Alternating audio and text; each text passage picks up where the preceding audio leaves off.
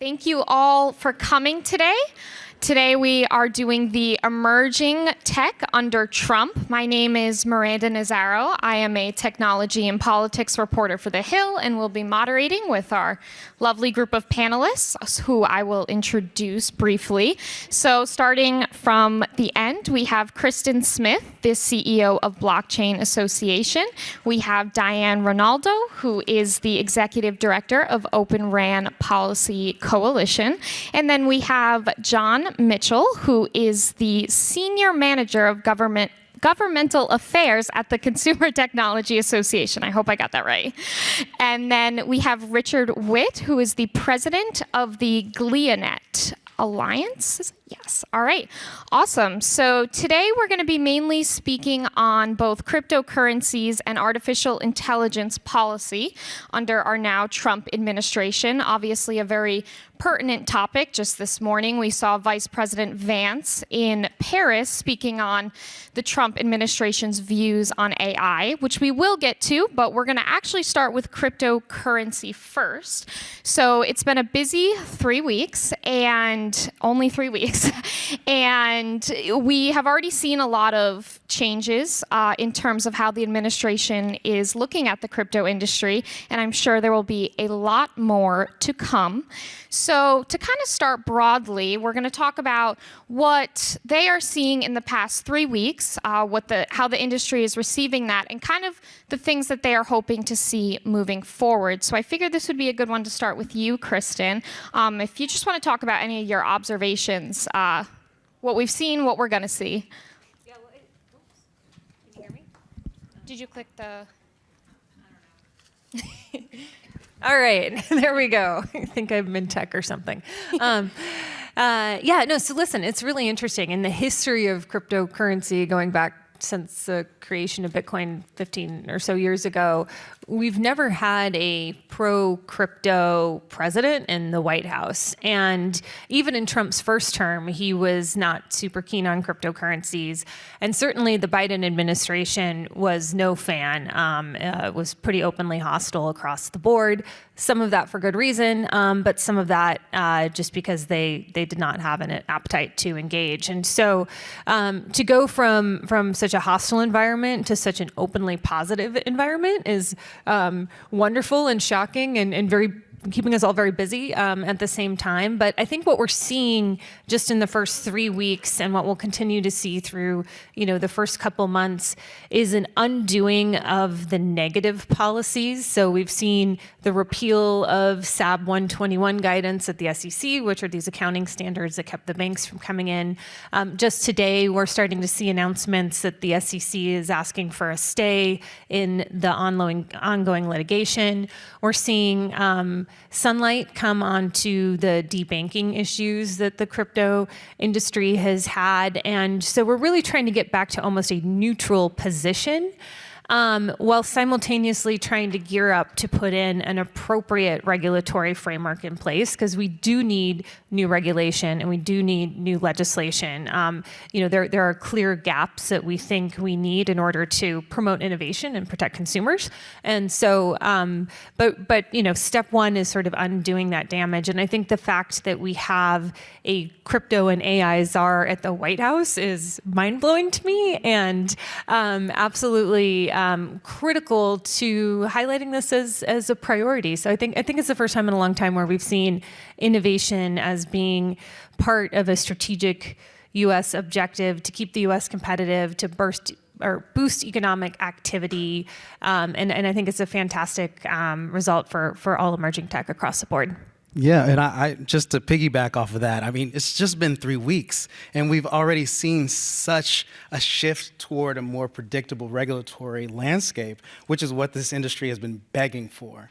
And so we welcome it at CTA, and I think is only up than here, because I don't know if you all had seen, David Sachs did a presser with the chairs of the House Ag Committee the House Financial Services, Senate Banking, and Senate Ag. And the announcement was they were going to do a bicameral working group together in tandem on these issues, which we didn't see in the 118th Congress, honestly. So seeing this is just a hooray for the industry, something that we've been wanting, because in the previous administration, it was more regulation by enforcement, which is not feasible for innovation to thrive. And a lot of these fintech startup founders, it was better, they'd be better set at finding regulatory clarity in Singapore. I mean, the weather's probably much nicer than it is here, but we want to keep this in America. So. Awesome, thank you. Richard? Yeah, hey folks, Richard Witt. For those of you who know me, longtime tech and telecom policy counsel at Google and then at Mozilla. I'm from Silicon Valley now, so hello from the West Coast. And so from the emerging tech under Trump, I'm more that first part, not as much about the politics day to day. But I can just tell you from the perspective out there, it's now pretty much a blank slate, which is really exciting. From the cryptocurrency world, from the world of blockchain, and now we're seeing interesting intertwinings of AI technology, the coming of quantum. There's lots of ways that these intersections are happening, and the blockchain sort of ecosystem is at the heart of it. The way I think about it a bit now, it's like the dog that caught the car, right? And so now you're there, you have political power and the will to do something really interesting here. And the way I look at it, at least, is that crypto has sort of been following the way many emerging technologies go. Initially, they've been building out what I call a community of practice, right? So it's loosely companies working together on developing the policies for themselves and then apply them to the consumers and users that utilize their services. Now I think we're hitting this juncture point where it's, okay, how do we think about this from the perspective of potential oversight, perhaps even regulation coming from the federal sector? Then you're switching into what I consider like the self or co-regulation mode. So basically put your grown-up pants on and work with the officials in the Trump administration who want to build out this new structure around giving innovation to those who want to do the innovations coming from Silicon Valley and elsewhere, but also consumers having a sense of assuredness that the companies they're dealing with, the services they're procuring are trustworthy, and they can have a sense of confidence. Yeah, and I'm glad you kind of mentioned the term blank slate, because I know when I first started covering technology, one of the most surprising things for me was the crypto industry's want for regulation. I think sometimes they've been improperly represented in terms of what they are actually looking for from the government.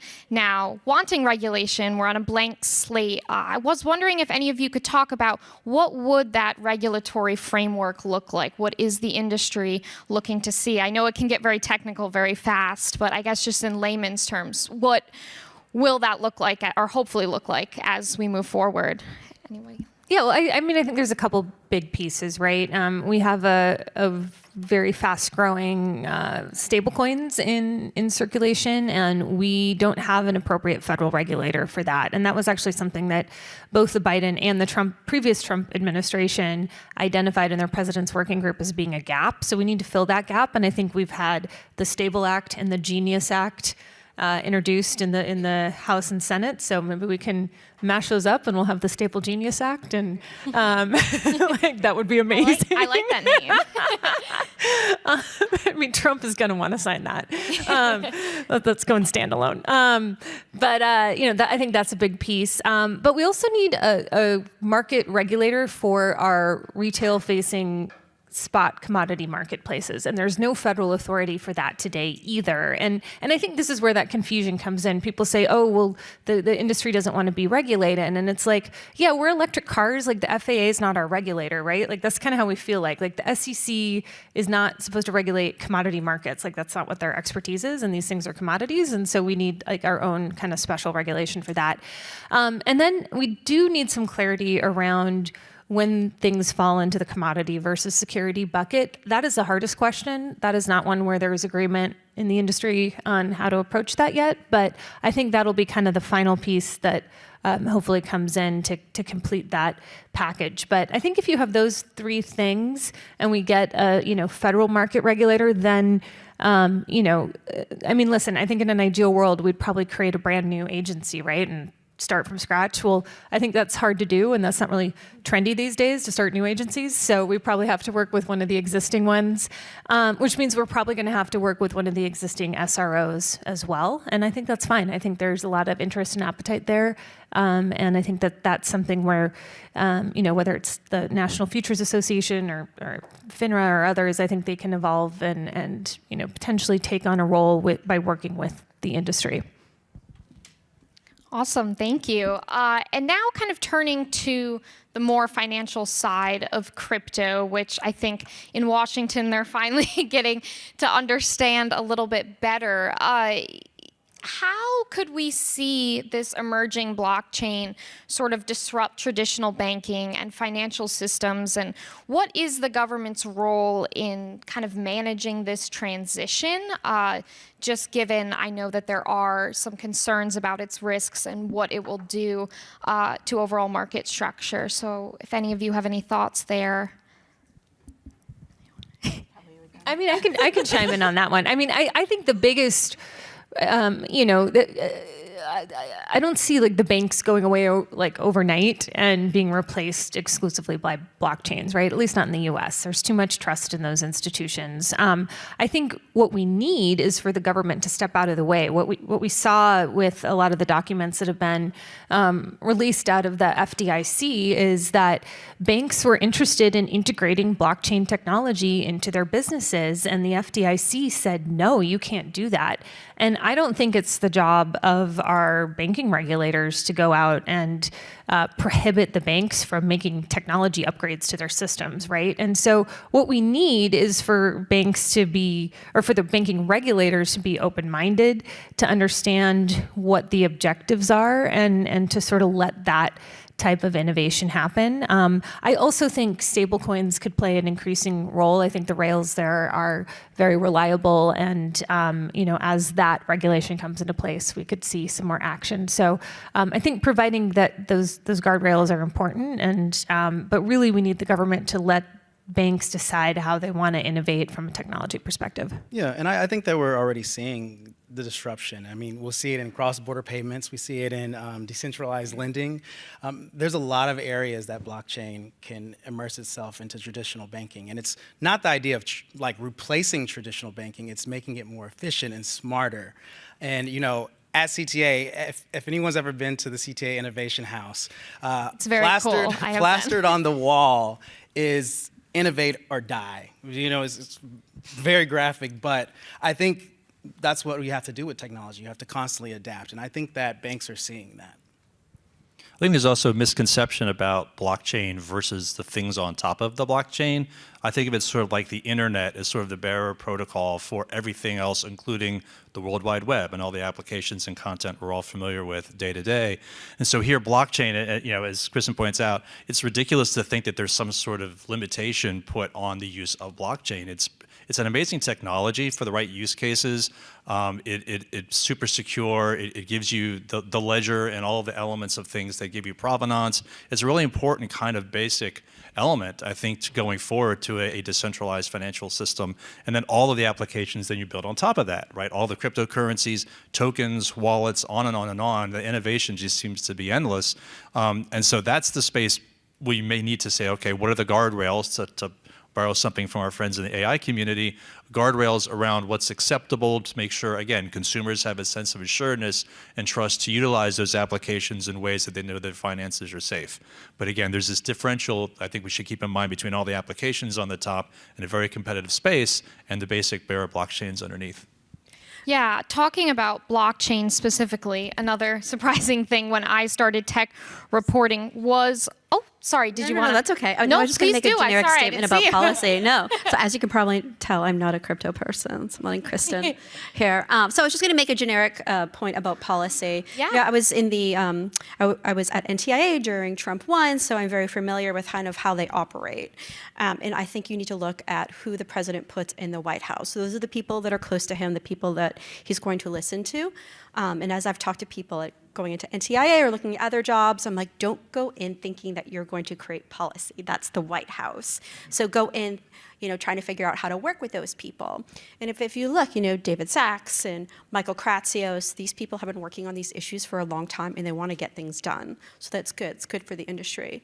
I think you just place crypto or AI and emerging tech. Like we've done this before. We know how to do this, but we keep tripping up over the same kind of 101 of policy. So I really think with a team that's being put together, we are going to end up streamlining and things, kind of in Kristin's wheelhouse are going to move forward a lot smoother, right? And we need to use it as a model moving forward.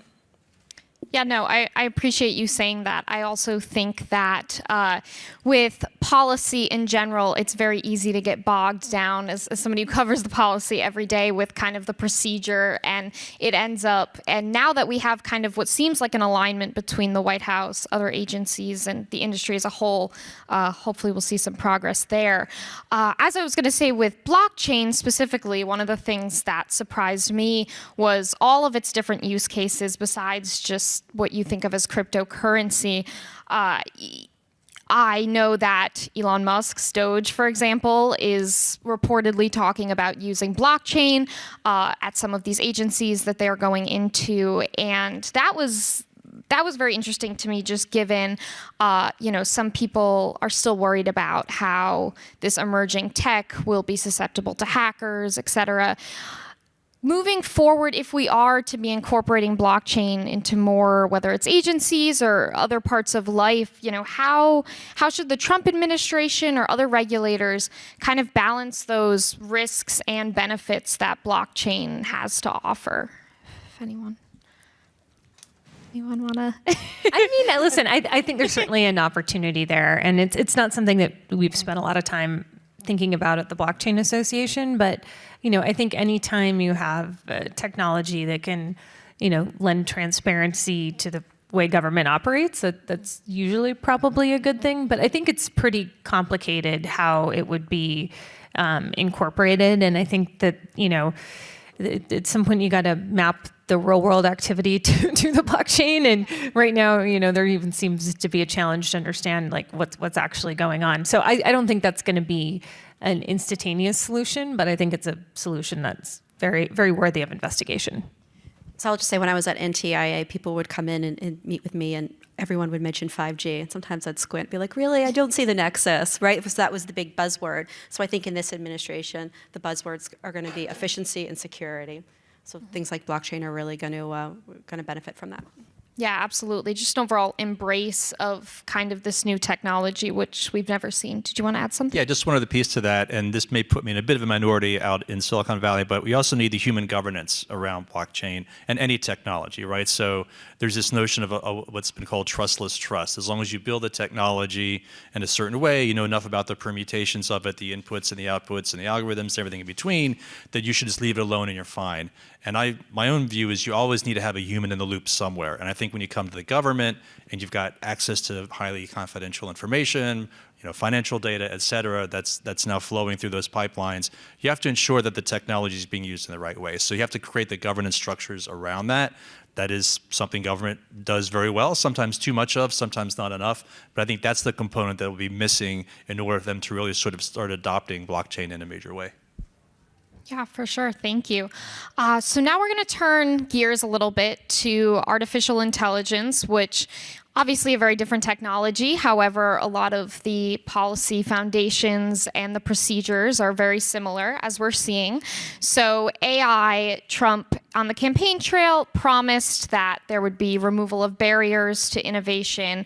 And as we saw with Vice President Vance today in Paris, it's very clear that that is their priority. There's been this long-standing battle between innovation and regulation/oversight. And I think Vance made it very clear today how the Trump administration is going to approach it. Obviously, we saw the executive order as well as the repeal of a lot of the Biden policies, which Trump believes were kind of hindering AI development. So again, kind of starting off broadly, how obviously the policy is still very new, very fresh. How do you see the landscape moving forward? How has the current administration's policies shaped this landscape?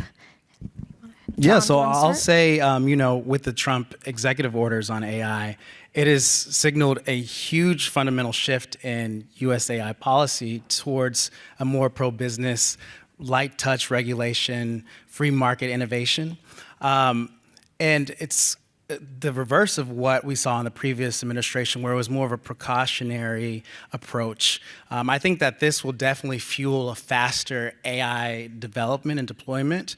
And what we're seeing is also, like you said, Vice President J.D. Vance delivered a very powerful speech on this, and it shows that they are ready and willing to work with the private sector on AI innovation. And then just recently, the White House's Office of Science and Technology just released their request for information on their AI action plan.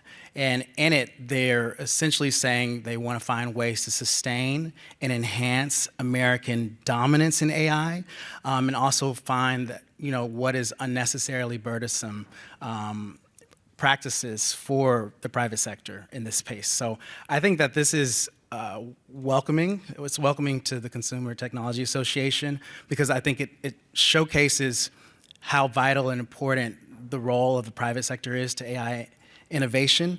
It also highlights the economic, societal, and national security benefits of AI. And I think it really aligns with our policy and framework in terms of like risk-based and tech neutral.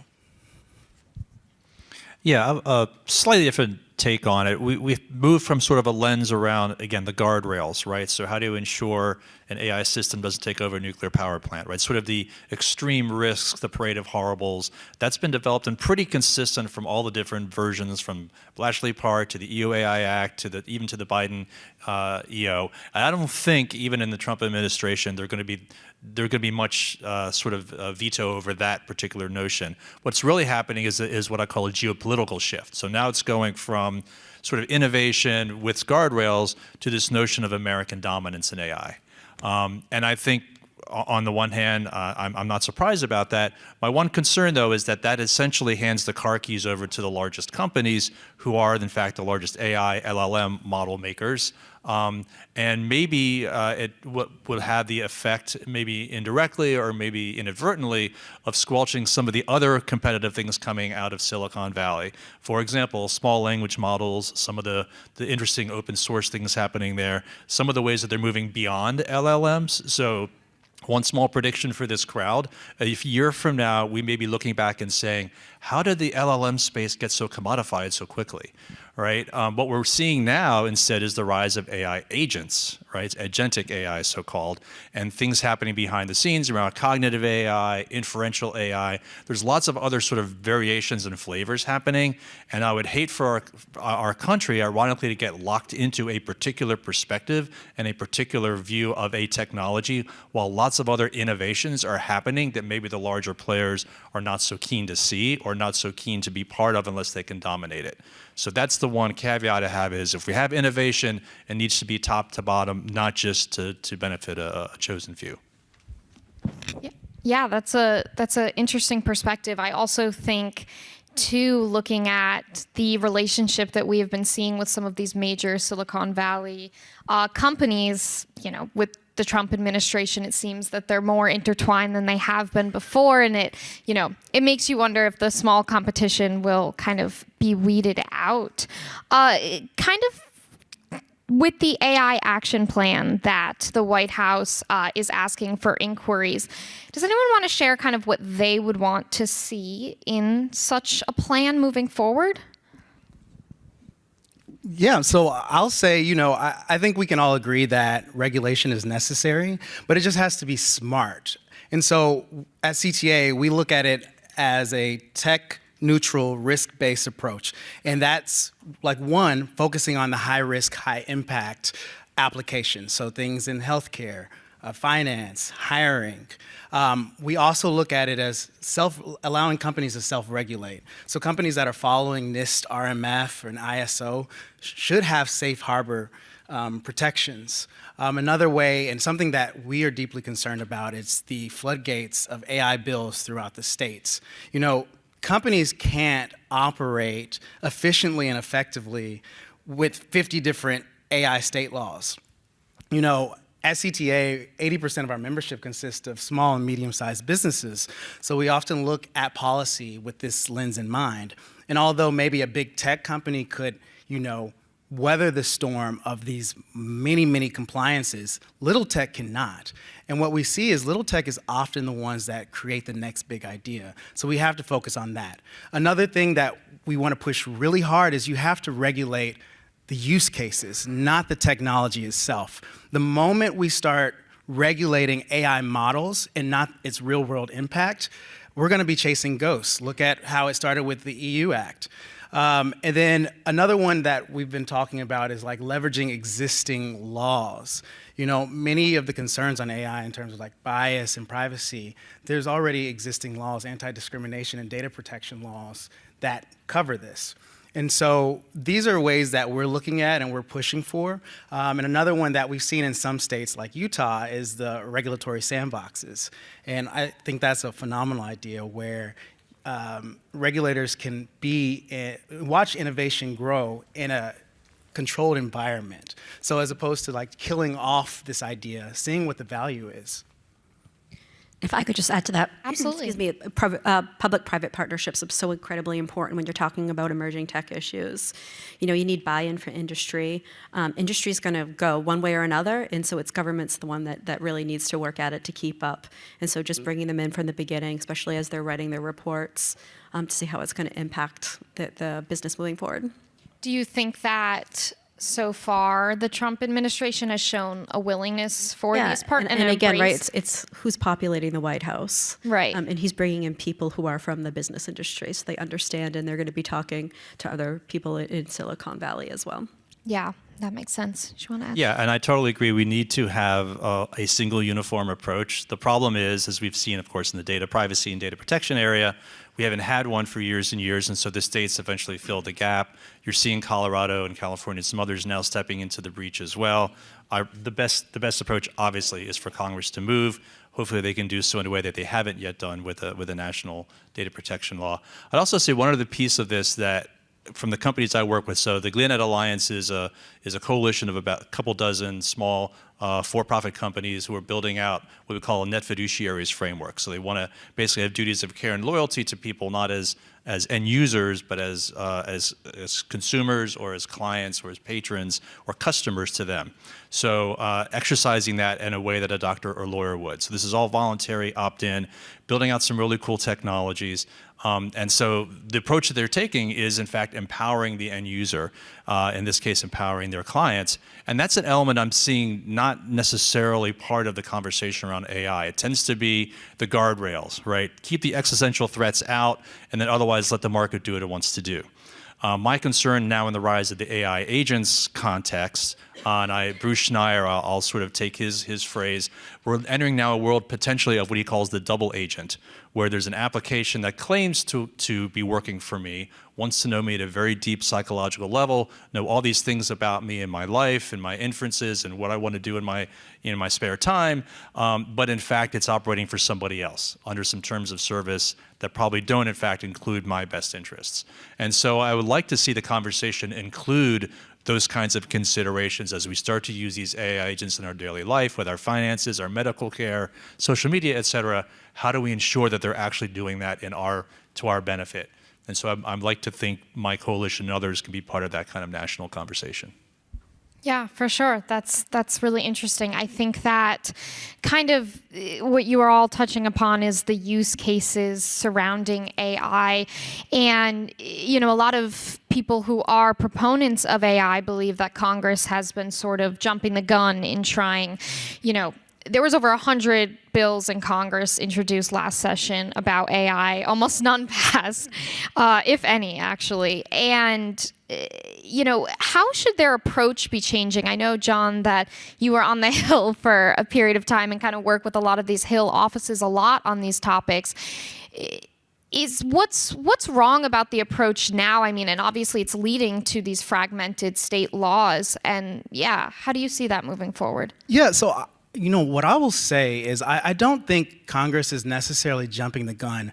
I think in the 118th, we saw very intentional process to address this, whether it was the House Bipartisan AI Task Force, which released their report near the end of the 118th, which I found thoughtful for the most part, or the Senate AI forums that former Senate Majority Leader Chuck Schumer did. So I think that they were working for it. And I think just, this is a change in terms of administration and influence and power, but there were multiple bills out there from the 118th that we endorsed and appreciated. We appreciated the Create AI Act, that was to uplift NAIR, which would have democratized data to researchers, to the small guys who wouldn't have the resources to get these data sets like the big tech companies.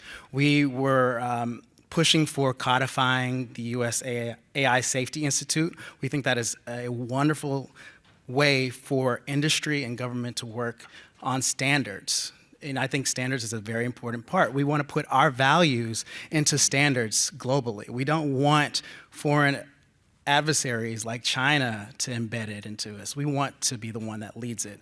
Other area that we appreciated was now Senate Majority Leader Thune and Senator Klobuchar's bill, ARIA.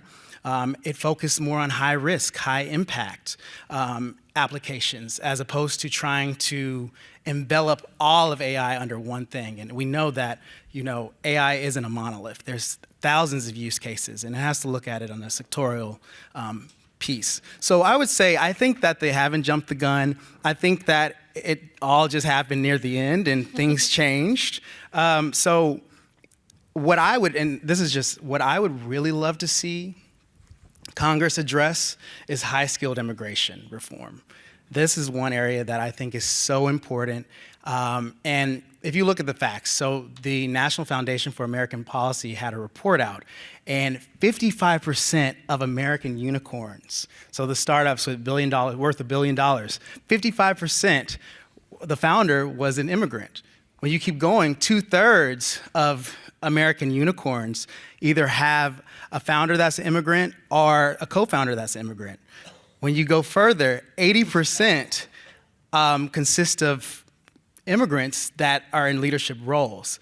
And then also the average on-job employment is about 859 Americans.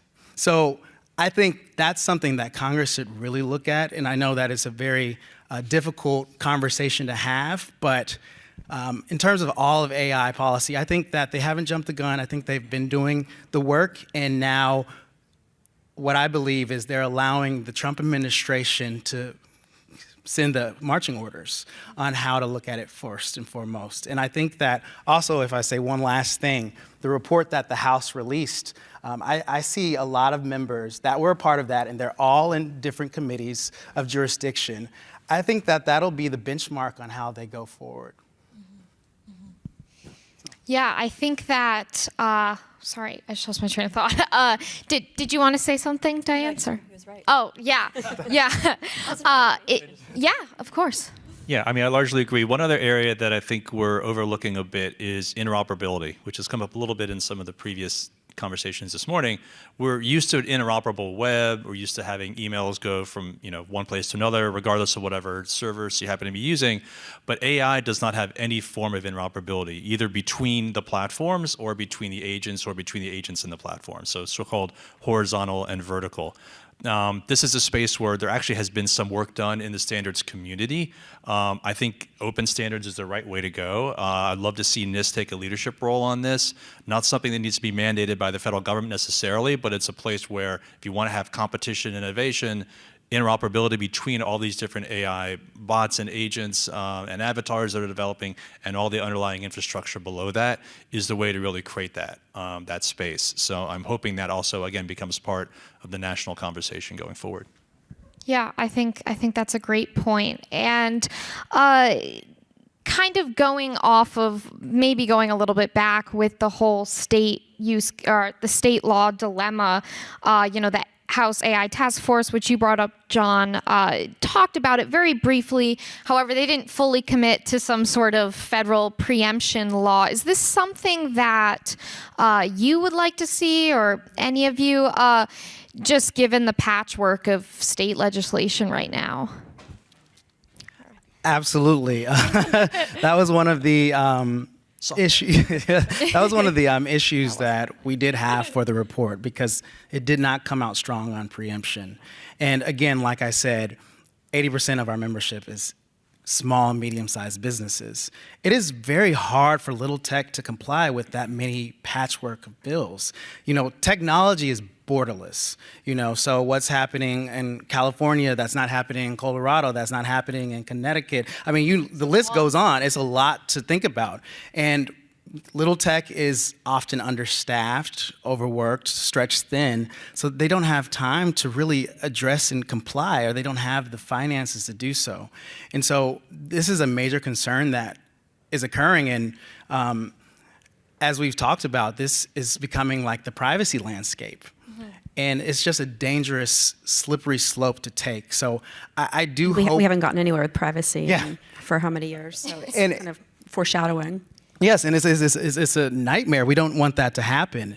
And so I hope that the administration looks at this on that kind of level and understands that innovation happens nonstop. But innovation happens. Little tech pushes and drives innovation. And if they are hindered, if they aren't able to comply, if they're afraid to try with the feel, you know, getting slapped, I mean, we could really kiss this goodbye of like leadership in AI. And I think that the administration kind of understands that. We've had conversations, and I think they understand that path. So I'm hoping, you know, that we do hear about preemption in this piece. I'll have to say something on behalf of my current home state of California, which often gets, you know, bashed for being first in the nation to do all these terrible things to the tech industry. In the last session, there were 17 bills that Governor Newsom signed into law. They were mostly sector specific, or things around funding or public sector uses of AI and whatever. There was a fairly large bill, somewhat like the EUAI Act, which in fact he did not. He vetoed it. And his particular reason for doing that was it wasn't quite ready yet. We're not quite baked yet. So I give him credit for saying we're not just jumping into the fray full feet, as California, again, tends to be wont to do, in this case, stepping back a bit, but then it throws it back into the corner of the federal government to do something here, show some leadership in the coming months, because otherwise, where Colorado is, where Texas may be going, and others, that may just be the beginning of an onslaught of these bills, which doesn't really help anybody. Yeah, and just to add to that, in that report, in the House report, they did discuss a moratorium of, you know, states would stand by as they do further research. And, you know, regardless of the fact, and Congress would give a specific time and when that would end, but that doesn't stop the states from continuing on. And if we don't come to a realization that preemption is, you know, the most important thing, then we're just going to continue to see the declination of, you know, AI advancement here. Yeah, and I think we all know that it takes a while for things to pass in Congress, so we're kind of at a dilemma of, you know, do we pass things fast, or do we, you know, do the more research, the moratorium, as you're kind of talking about. Something I wonder is that obviously Trump has favored, in some cases, not AI, sort of a state-by-state legislation approach. You know, do you think that he would be open to a federal preemption law? Does anyone? What do you mean by two-way? Two-way? Oh, what'd you say? Did you say a two-way federal? No, sorry, federal preemption law. So I will say that I ran privacy during Trump 1, and we came out with our position, and we really focused on outcomes, to what you said earlier about focusing on use cases. And while it wasn't expressly said, that was our goal at the end of the day, was some type of federal preemption. Again, it's issue by issue. Here we are 4 years later.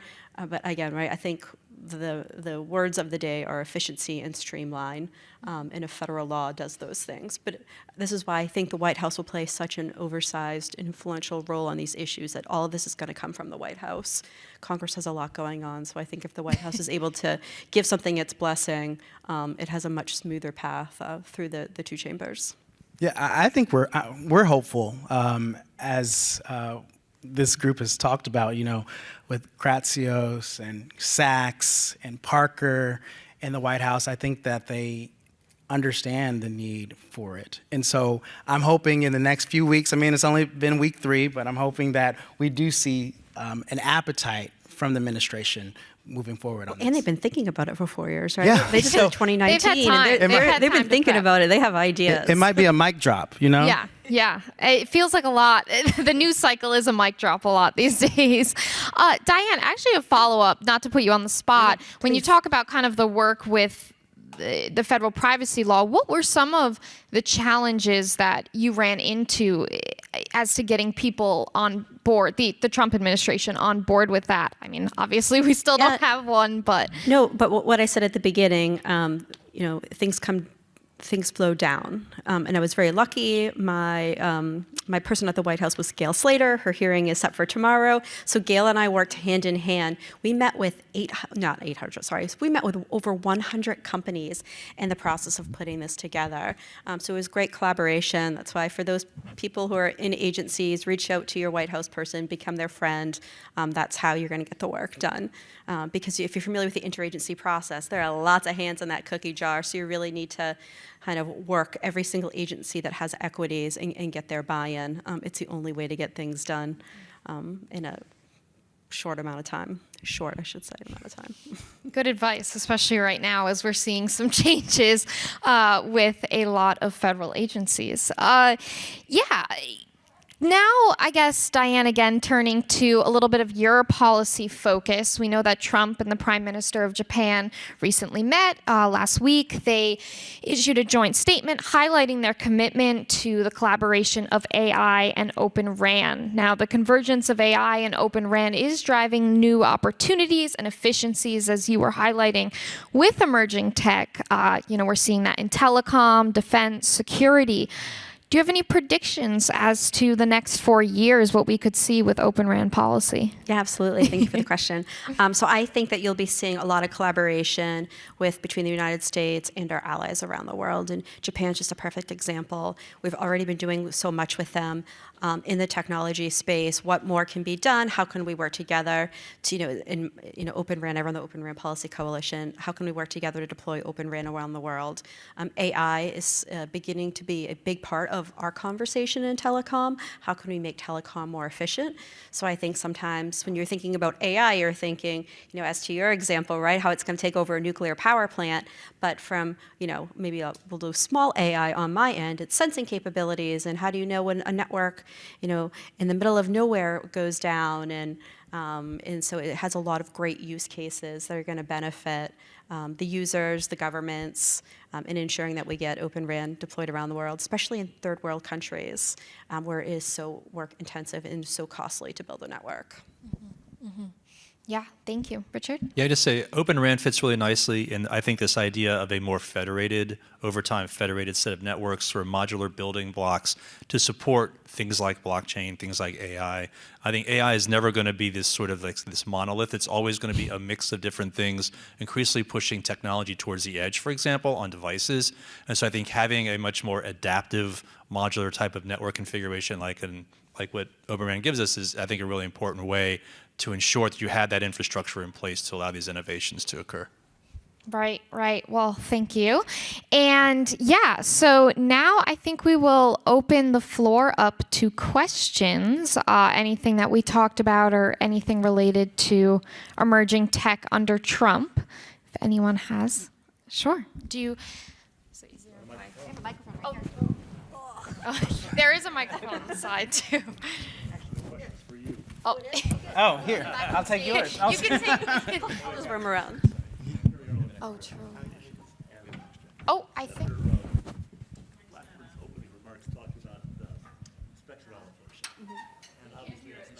I think spectrum allocation. Yeah. Senator Blackburn's remarks about spectrum allocation. And although it doesn't directly relate to Open RAN, everything relates to each other in my convergence view of the world. And what do you guys think about the integration of all these various policies that the White House and Congress are trying to put together, but they're being pushed by very, very different forces?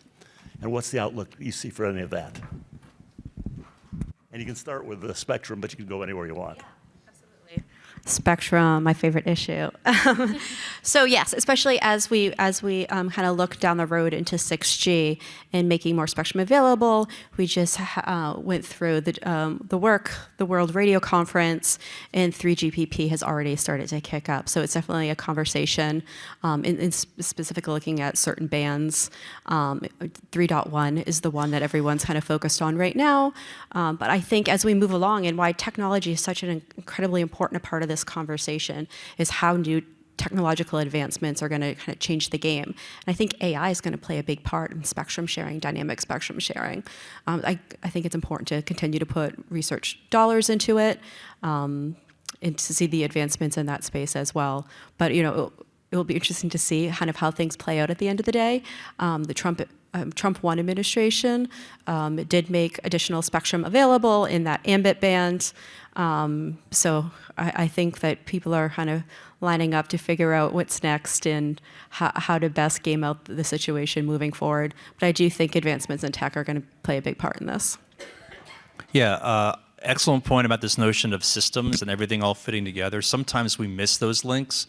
We're all sort of fighting for our own individual issues here in Washington or in the States or overseas, and not necessarily doing it in this like broader notion. So it's almost like we need the Everything Everywhere All at Once coalition or something, right? Where we all have a sort of a common agreement that what we want to do is get out these innovations to people where they are in a safe and quick manner. So, but yeah, I appreciate your point that sometimes the connections that actually create some of the, or maybe much of the value tends to get lost in the chatter as we're focusing in our little silos. I don't know. I'm in California now, 3,000 miles away. I don't get paid to worry about what happens in DC as much anymore. But I like to think that there are some smart people who look at the world in that way and can like sort of pull it all together. I think they pull it together. Pollyanna. Awesome. Any other questions? Oh, Hi, yeah, so David Young with Addis.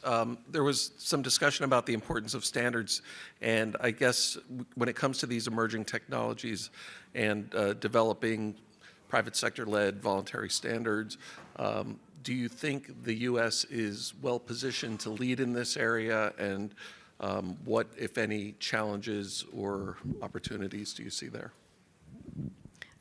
Are we well positioned? Yes. Do we struggle? Yes. Gosh, I focus a lot on this issue, as you know. It's tough, right? These standards bodies, they never take place here in the United States. They're always someplace else around the world. That needs to change, right? We have the UN. We have the ability to deal with people that we normally don't let in on a tourist visa to do a standards setting type meeting. We need to make sure that happens. It's incredibly expensive for companies to send their talent. And what, do you send your top talent? No, right? So if you were to have something closer in North America, it'd be a little bit easier to send your best people there to make sure that we are, the voice in the room, the important voice in the room. As you know, China, they flood the standards bodies, and it does make a difference, right? You still might have the same amount of votes, but if you're constantly having somebody buzzing in your ear all the time, that doesn't necessarily, it kind of hurts your place in this world. I agree with Diane. I think we do have the opportunity to lead. I think that, despite it all, when you actually look at this, it's the United States versus our adversaries. And I think oftentimes the Western Hemisphere is going to look towards us to create the standards. We see Europe has done many, many different standards and regulations that kind of stifle innovation. And so I think if I were, a founder, a tech founder, any kind of facet in AI, I would be looking towards the United States. Because once I'm looking towards China, then my data, my everything else, the values that I have are completely wiped away. And so I think that we are at a consequential moment, and I think that we can win it. I'll just say standards tend to be about the future, right? It's like creating markets we don't yet know what they would look like, new technologies, the uptake and all of that. So oftentimes, like, the representative of the future is not in the room. Typically, it's governments and sometimes the larger companies who can represent sort of that futuristic view, but sometimes not. So that's, I think, a small plug for sort of the multi-stakeholder approach, for bringing in other voices than the sort of the typical ones we see at the standards bodies. It is expensive to go and fly all over the world to try to be represented, but ensuring that those smaller voices are there, which oftentimes will be the bigger voices 10 years down the road once those standards unleash, some new market opportunities. Any other questions? Thank you so much. Of course. Thank you. Thank you all for joining us. I know the timing was a little bit off, running late, but yeah. Well, thank you all for joining us, and thank you to our panelists. Obviously, this topic is going to keep changing, so we'll be back. Thank you.